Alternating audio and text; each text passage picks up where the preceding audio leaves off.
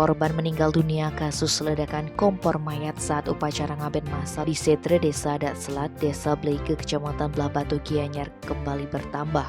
Korban Iketut Adi Wiranata, 32 tahun, alamat Banjar Intaran, Desa Pejang, Kecamatan Tampak Siring, Gianyar, menghembuskan napas terakhirnya Selasa 20 September di RSUP Prop Ngurah. Wiranata merupakan korban keempat dalam insiden memilukan ini. Humas RSUP Prop Ngurah Dewa Ketut Krisna mengatakan Wiranata dinyatakan meninggal dunia Rabu 21 September sekitar pukul 20.15 WITA. Sebelumnya Wiranata sempat menjalani operasi untuk debridement, namun takdir berkata lain, korban akhirnya dinyatakan meninggal dunia setelah selama 1 bulan menjalani perawatan di RSUP Prop Ngurah.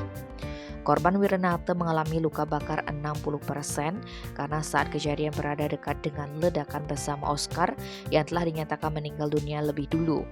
Sebelum meninggal dunia, korban Wiranata sudah sempat bisa berbicara meskipun dengan nada lemah.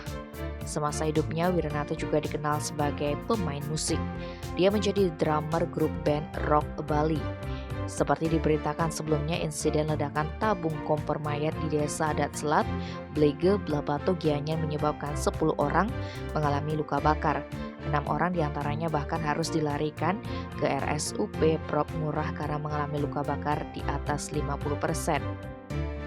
Beberapa hari setelah dirawat, korban Bagus Oscar dinyatakan meninggal.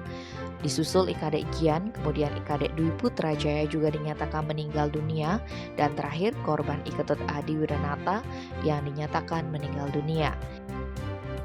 Tim Bali Express melaporkan.